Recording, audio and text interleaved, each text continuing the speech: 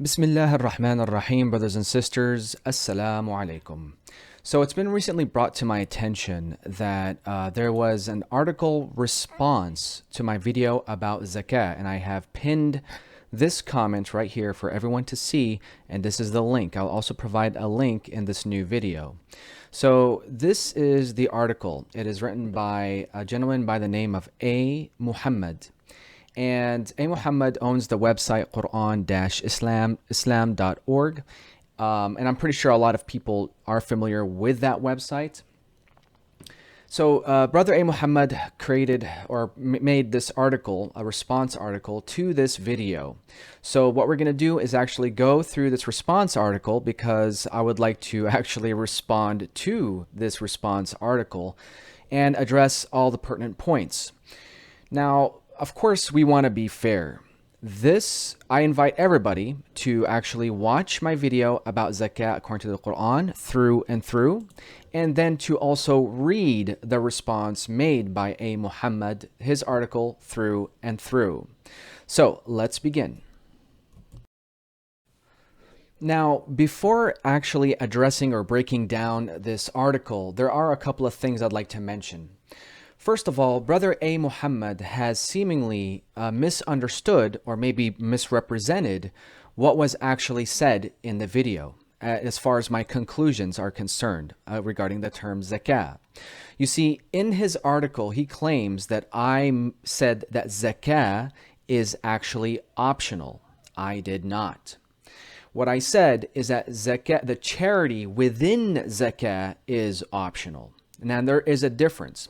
So I invite everybody to actually go to the conclusion section of the video to actually understand what zakah is according to my understanding from the Quran. Just in a nutshell, the term zakah in the Quran is an umbrella term, and it refers to doing good works, a contribution to society of doing good works. This may include charity, which is optional. It's not an obligation. Zakah itself is an obligation, but because it's an umbrella term, it can encompass a variety of things, including charity. So the big problem here is that Brother A. Muhammad has seemingly confused my conclusions, or misunderstood it, or misrepresented it even, and which renders this entire article somewhat frail. Okay, so that's the first thing. Now, the second thing is that as I'm reading through this article, what I notice is that the bulk sections of this article are more straw man arguments. They don't really contribute anything to the actual issue or the actual topic at hand. Okay, he talks about a variety of things that don't really contribute anything to the topic of zakat itself or sadaqat. Okay, so but nonetheless, of course, I'm gonna reciprocate the same courtesy regarding, he went out of his way and created this article, put this article together to address the points, and I'm going to go through, inshallah, every single section here to ensure that we have covered all aspects of the claims. Let's begin. So let's begin addressing the first two sections, section 1 and section 2. Here in these sections, A. Muhammad talks about why I chose to translate the word atu as bring forth and not translate it as give as commonly translated. Now, to be clear on my end, in the video, I did not even elaborate on the word atu. I just said that atu means to bring forth. And as far as I'm concerned, the phrase bring forth and to give ultimately have the same connotation. I mean, even if you look it up in a thesaurus, you'll see that bring forth, one synonym for it is to give. So whether you choose to use the term bring forth or to give, at least for me, it does not matter. What I do is that as part of my research, is to always try to come close as possible to the root definition of a term. And in Arabic, ata has a stronger connotation or a definition for the phrase bring forth rather than just to give, because give is very generic. It's very wide and very open, and it can apply to any other Arabic word. But bring forth is more precise as far as the term atu is concerned. You see, when I do my research, as I was doing my research about the phrase atu az-zakah, what struck my interest was, what is the difference between ata in Arabic, okay, this is ata, this is the root, versus ja'a, for example. Both of these words have the same connotation in Arabic, and depending on the formation, both of these terms can mean to give, okay? That's what I mean by a general or a generic term that is used in English. But I once watched a segment by Muhammad Shahrur, who is a researcher of the Quran, and he denotes the difference between the term ata and ja'a. And he denotes that ata in the Quran indicates the person that is giving or bringing something. It's the thing that is coming from, he is the source that is bringing that thing. He is the source of that giving. Whereas ja'a indicates that he is bringing something from somewhere else. He is not the source of the giving. So therefore, I chose the phrase bring forth to be more exact, hopefully, to reflect the term atu, okay? Again, if a person chooses to use the term give in English, it doesn't matter. That's perfectly fine. It still does not change the subject at hand. So that's the first thing I want to point out. And of course, Brother A. Muhammad, at least based on this article, he does not utilize this methodology, the root definition methodology, whereas I do. Whereas I try to come as close to the term as possible. Okay? Now, the second thing I want to point out here is in his assertion here of Surah 2, verse 110. So what he's saying is that, let's see, pronounced atu means give and not bring forth. Then what is the Arabic word used in the Quran for those who bring forth, bring forward, or put forward? He used the Arabic word tuqaddimu. Okay, now I would contend, okay, this is getting a little pedantic and unnecessarily pedantic, but bring forth is not the same as bring forward or put forward. Okay, I do agree that tuqaddimu does mean to put forward or to bring forward or to put forward, but it does not mean to bring forth. Okay, bring forth indicates that this thing is coming from you yourself. Okay, so anyway, nonetheless, as I mentioned, whether you use the term give or to bring forth, it's still terminology. Does not matter as far as I'm concerned. And this is what I'm referring to the first two sections as ultimately a straw man. So now we come to section 3 of this article, where Brother A. Muhammad talks about Surah 23, verse 4, which was referenced in the video. And he provided an exhibit here, and he's showing, and the verse reads, "And those they for the zakah are doers." And in the article, he states, he tries to paraphrase what I said in the video. He says that QC stated that the word doers proves that the zakah is not something to be paid. Otherwise, God would have said payers and not doers. This is only half true. Again, this is the idea, the problem with misrepresentation of what is actually said in the video. In that video, I denoted that the usage of the word fa'ilun indicates that the payment, that the idea of payment is not exclusive. Otherwise, God would have used the word payers and not doers. Fa'ilun indicates that it's an action thing. So it can encompass a variety of things, and it's not exclusive to payment. Okay? And then Brother A. Muhammad goes on, and which I agree with. There's nothing wrong here. These all are correct. And actually, it only proves my point. It says here, what is evident from the above verses that the words do and doers can be used for any act that is done, which is exactly my point. It means that zakah is more of an umbrella term, and which may encompass the idea of charity, but it can encompass anything else that involves righteous works. So now we come to section 4, which is quite interesting. Here, Brother A. Muhammad believes he has caught me red-handed for some reason. Here's what he says. What is interesting is that QC used another verse that contains the same verb, yu'ti, which is a derivative of atu, as shown above. QC did not translate this word as bring forth, as stated before, but it was translated correctly as give. And then he provides the exhibit. Now, what is interesting in this section is the last part. The question here is, why did QC translate this word as bring forth in 243, yet in 92:18, QC translated the same word as give? Could it be because the word yu'ti in 243 is followed by the word zakah, and to associate the verb to give with zakah would destroy the claim of QC that the zakah is not something that is given? Unfortunately, this is quite an assumption on his end. No. Again, the word yu'ti, as I mentioned earlier, whether it's bring forth or to give, is not the focus. So I don't mind if a person is translating it either way. Secondly, keep in mind that these are not my personal translations. I'm simply copy and pasting from another website onto my slides. And a lot of times I may overlook certain terms, that especially if those terms are not part of the subject at hand.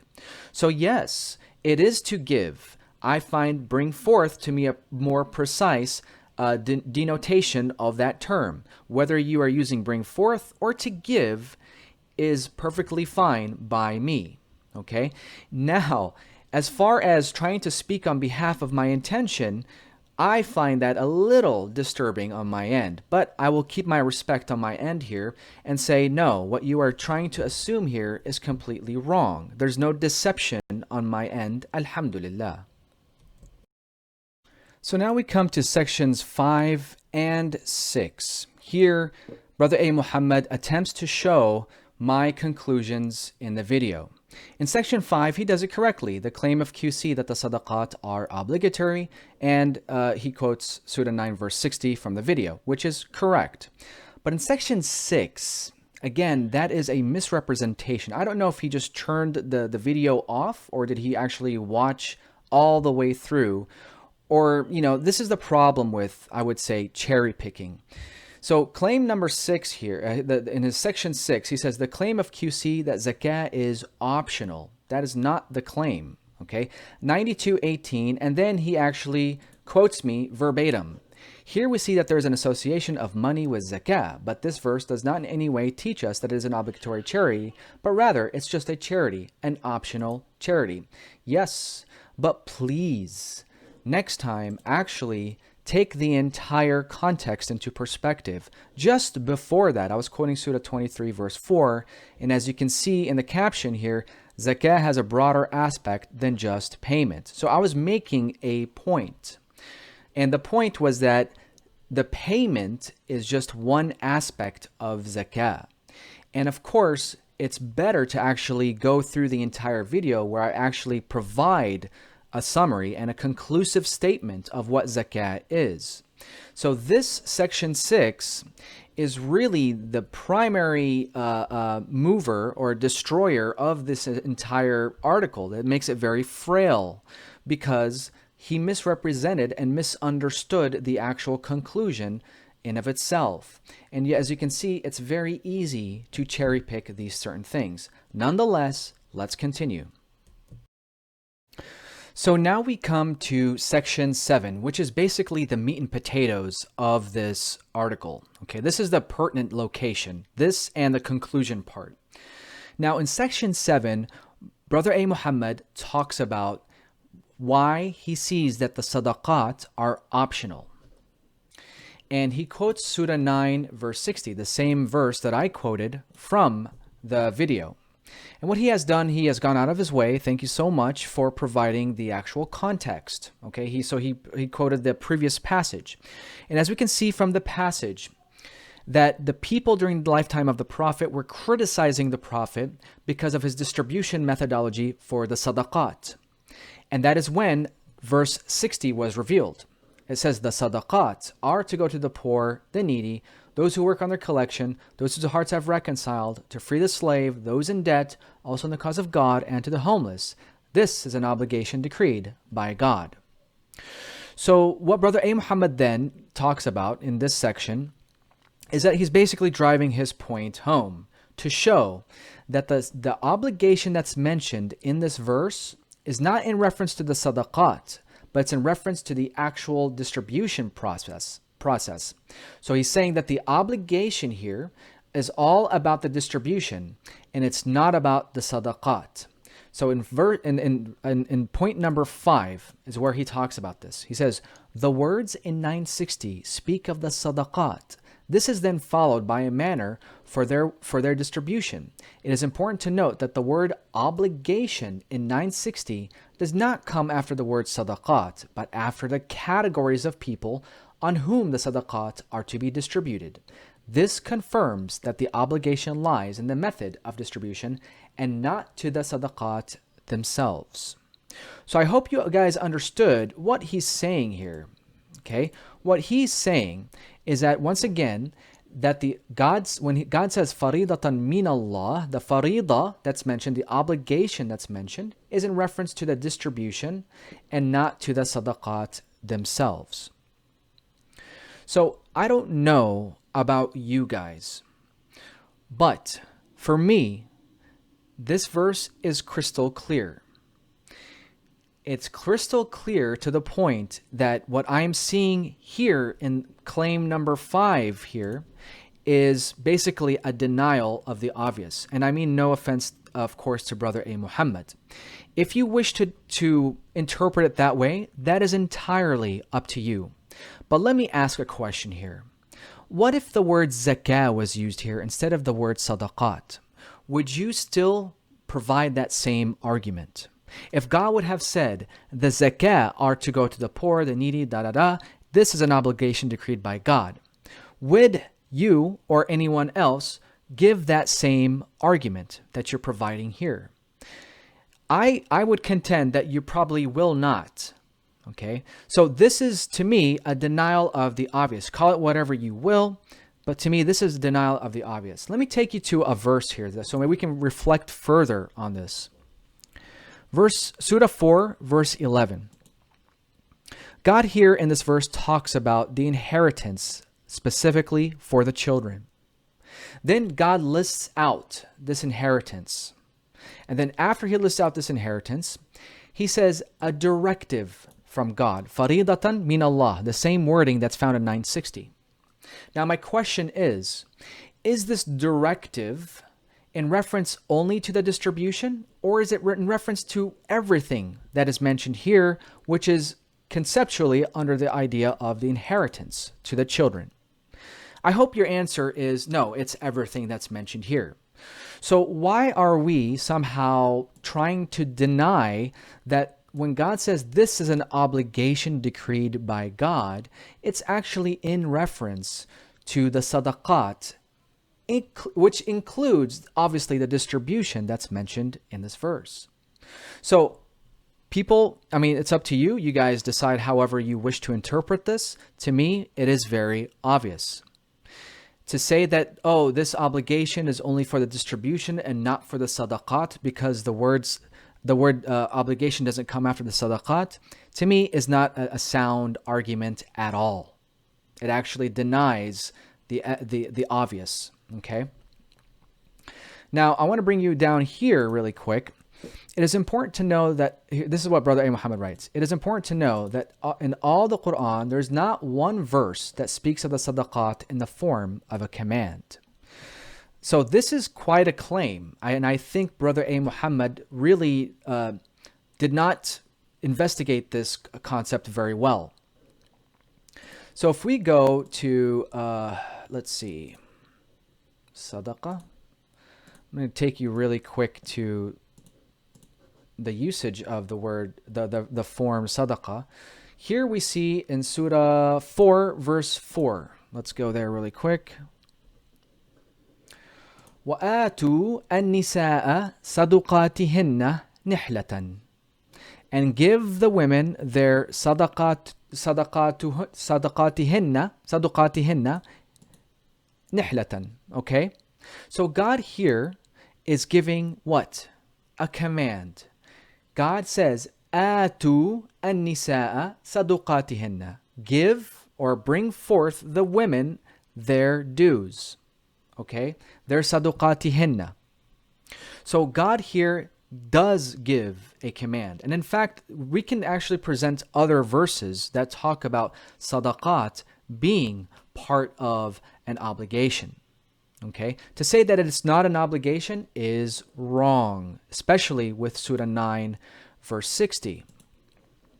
I'll give you another verse. In Surah 9, just really quick on the fly, in Surah 9, God says, خُذْ مِنْ أَمْوَالِهِمْ صَدَقَةً تُطَهِّرُهُمْ وَتُزَكِّيهِمْ بِهَا. Take from their money a sadaqatan. Is this not a command? Yes, it is. It's a command to take. Khudh. It's an imperative verb. So as we can see, God does command people to apply the sadaqat. Moreover, the general concept of giving, which is infaq, mentioned in the Quran. Let's go there really quick.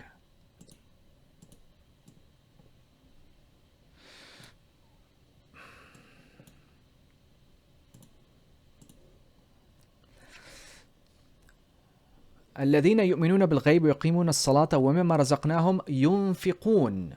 Okay? The word ينفقون, which means to extend something from one point to another, and it refers to spending. It's a general concept of spending, which obviously is part of the sadaqat. Also the zakah, but not entirely for the zakah, as I mentioned. So as we can see, the word, the idea, the concept of spending, which is infaq in the Quran, is mentioned all throughout the Quran. Okay, as spend, spend, spend. So again, God does command us to spend. And the spending is in reference to not only just the money, of course, but the sadaqat and also anything else that we deem fit. So once again, this is considered what I consider the meat and potatoes of this section. And as you can see, to me, the evidence is clear. To me, it's very clear what God is saying here. If you wish to say that, no, this obligation is limited to just the distribution and not to the sadaqat, that is entirely up to you. But as far as I'm concerned, I'm really going to go by what is evident based off of what I understand from the Quran. So in section 8, Brother A. Muhammad talks about the Quranic confirmation that zakah is obligatory. Once again, no one is denying that zakah is an obligation. The problem was from Brother A. Muhammad, he misunderstood what was said in the video regarding the concept of zakah. Nobody said that zakah is optional. It is mandatory. But let's continue in this section really quick.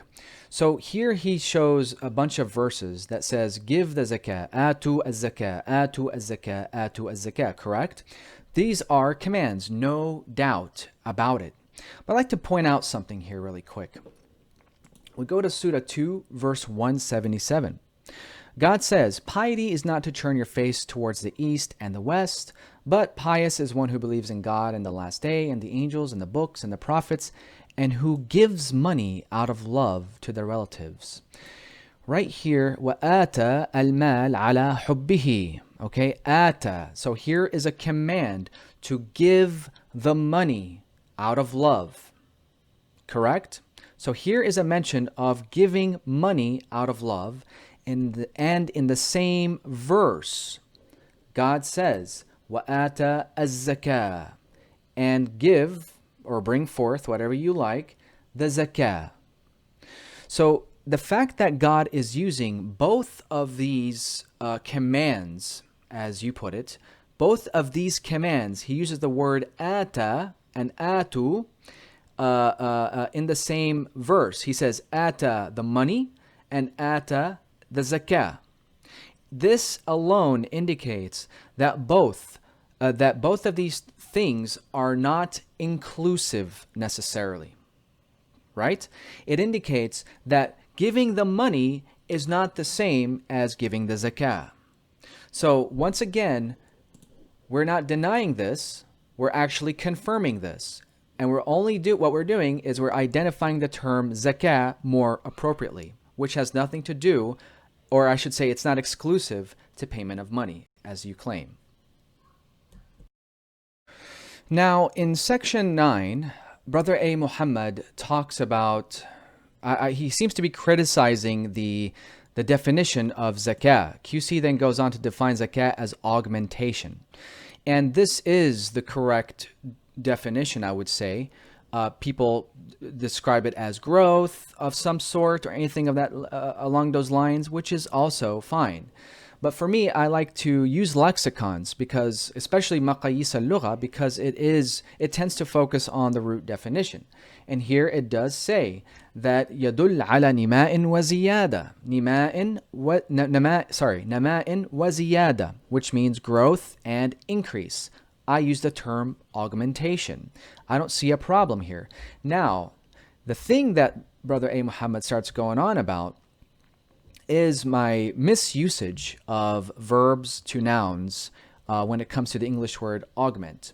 And once again, yeah, sure, I may have made a mistake. It's nothing that's of significance as far as I'm concerned.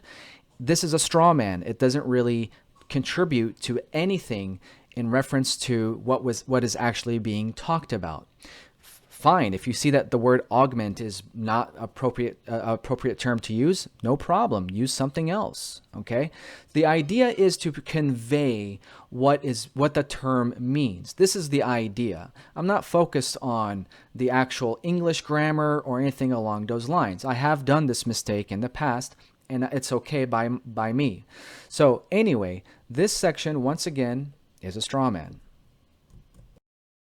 So we come to the last section, which is section 10, and I'm sorry, Brother A. Muhammad. Unfortunately, this is the type of attitude, to me, that displays irrelevance, not necessary, and it's just all that's happening here is building more emotional and conspiratorial thinking about someone else, okay? Now, I'm not going to speak on behalf of your intentions. I'm not that type of person. But please, folks, read this.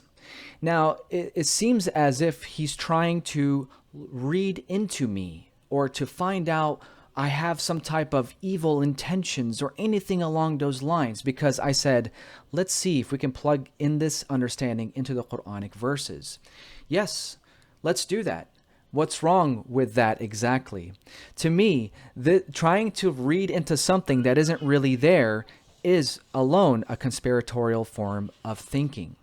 So if a person tells me, let's see if we can plug this understanding into the Quran, it's not something wrong. It's not something foul. We are investigating. We are studying the Word of God. If you feel that, it says, look at this. It says, people who respect God's words, as if I don't respect God's words. May God forgive you, brother, and never allow themselves any maneuvers with his words, would normally say, let us see what understanding can be derived from such Quranic verses. Yes, I agree with that. Yeah, sure. And please understand, my videos are not scripted. They're not scripted. So it's not as if I'm consciously thinking always of what I'm saying. The idea is we're still plugging in an understanding into a Quranic verse, into a Quranic word. Why? Because we're investigating what understanding we derive from that Quranic verse. So please, do not speak on behalf of my intentions. Worry about yourself. So now we come to the conclusion part of this article, where Brother A. Muhammad wants to demonstrate where and how zakat is found in the Quran and how it is an obligation and it is tied to money. So here he says, it follows that all verses that use the word haqq, decreed right, speak of zakat and not sadaqat. Now, my friendly challenge here is please provide one Quranic verse that shows that zakah, that the word haqq is tied or associated with the word zakah.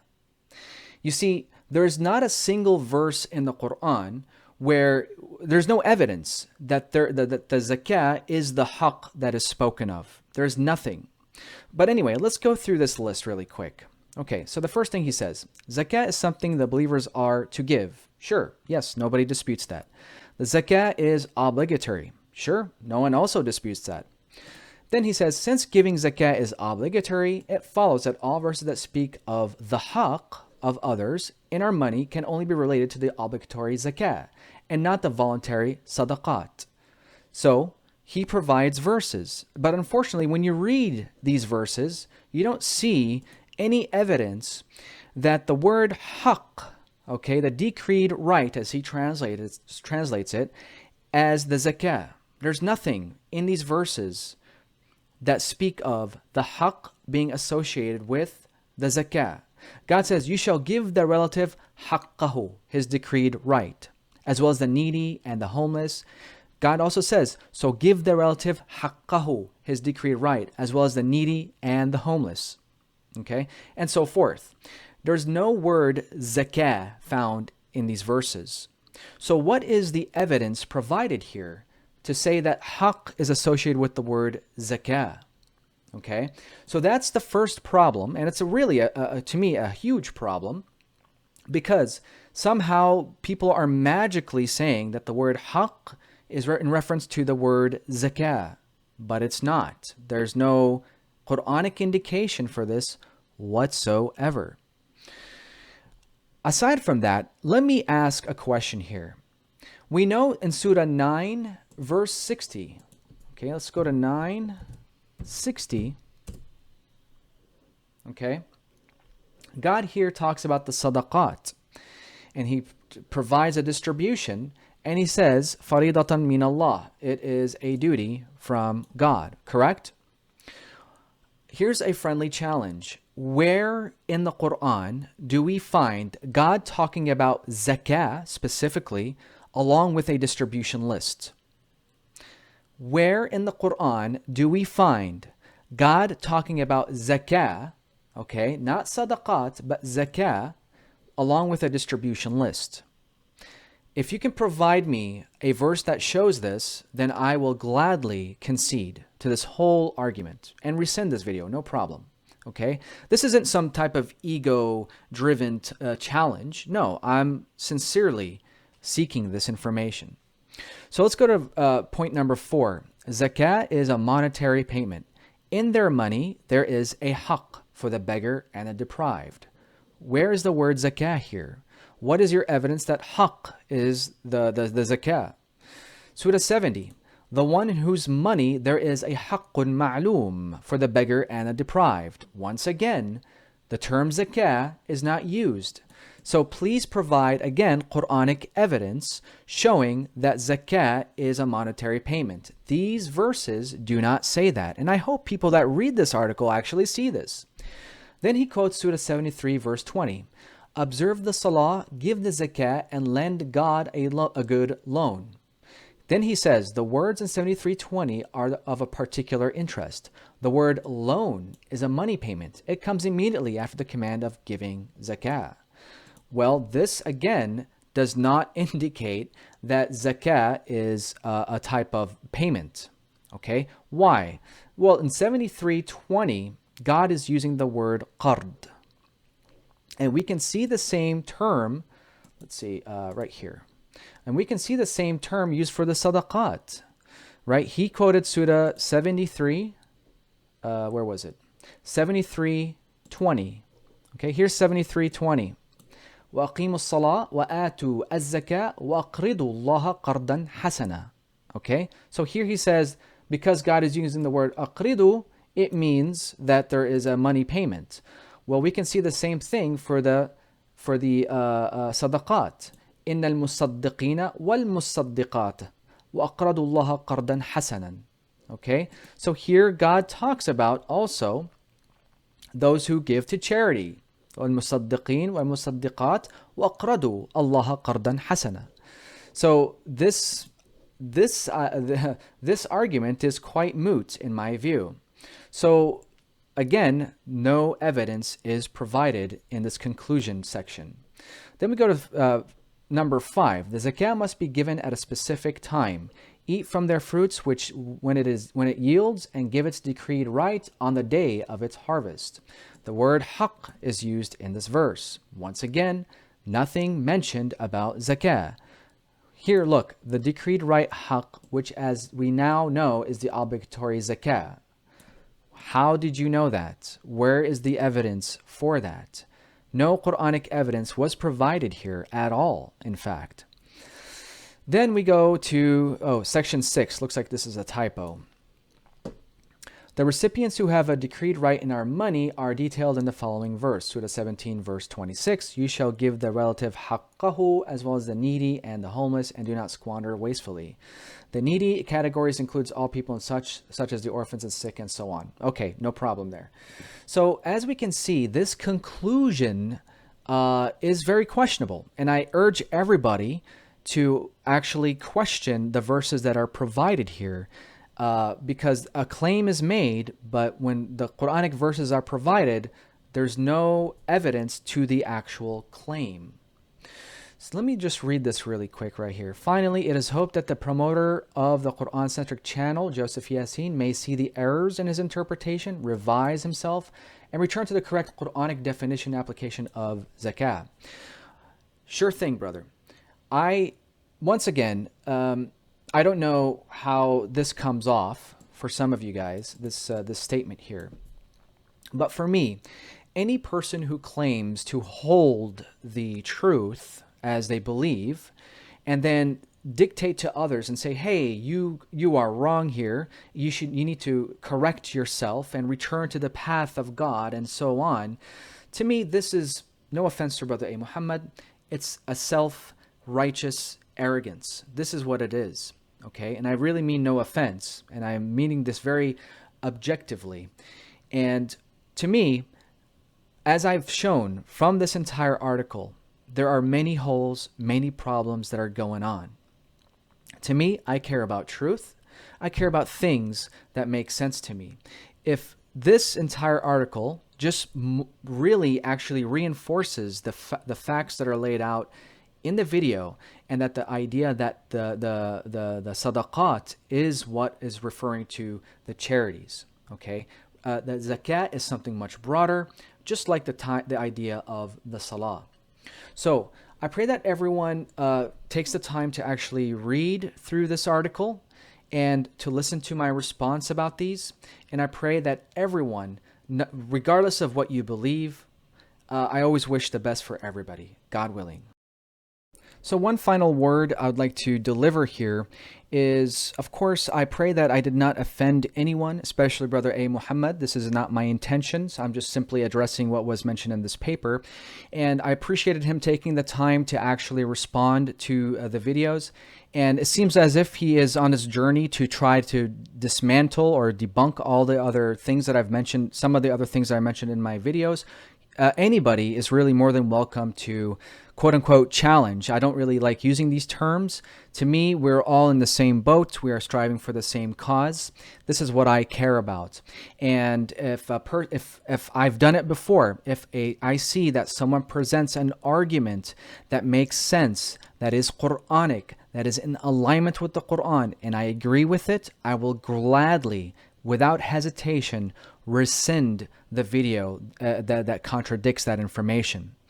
I will gladly do it, and I have done it in the past. People who are my subscribers know this. I have done it in the past without any problems, because my objective is that I'm striving for the truth. And to me, I don't consider myself any person of any specialty, okay? I am a student of the Quran, just like you, and I'm a student of the Quran that is sharing my knowledge with you via the YouTube channel.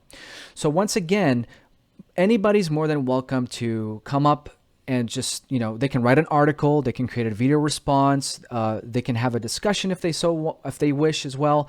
I don't do debates, I do discussions, I do dialogues, okay? It all depends on the way the attitude comes out from this person. Now, Brother A. Muhammad, as I said, he seems to be wanting to address other videos, he is absolutely more than welcome. And if he presents something that is cogent, that's something that makes sense, I will gladly rescind that video. But if it does not, like in the case of this zakah article that he wrote, then I will create a video response without a problem as well. So again, I pray that I did not offend anyone.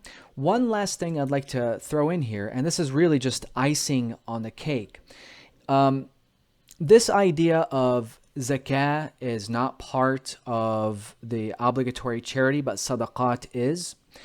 I'm going to introduce you to a fellow here. His name's Ihab Hariri. He has a YouTube channel, all Quran-based YouTube channel. I disagree with a lot of his views, but interestingly, he is one of those fellows that actually talks about this idea that zakah has nothing to do with the obligatory charity, but it's all about sadaqat. I also recently read this article on freeminds.org, a gentleman that also talks about the zakah, and he concluded that zakah is not an obligatory charity, it is the sadaqat. So this is not an idea to promote anybody else. I'm just showing that the concept that I'm providing in the video is nothing foreign. And what's even more interesting here, okay, I don't speak Hebrew and I don't know anything about the Judaism, but even in Judaism, okay, they have a concept called sadaqah, okay, if I'm pronouncing it correctly. And this is a charity, an obligatory charity in Judaism. Interestingly, they're using the same term that we know of in Arabic, okay? And so, to me, the evidence is absolutely clear that it is the sadaqat that's actually what we need to be, that is considered the obligatory charity, and not the zakah. Look over here. The primary counterpoint in Islam is zakah, as that refers to one's religious obligations. So, of course, this is a traditional approach, a traditional Islamic approach. What we're doing is, of course, studying from the Quran. So, anyway, I pray that you guys are doing well, and inshallah, see you in the next video.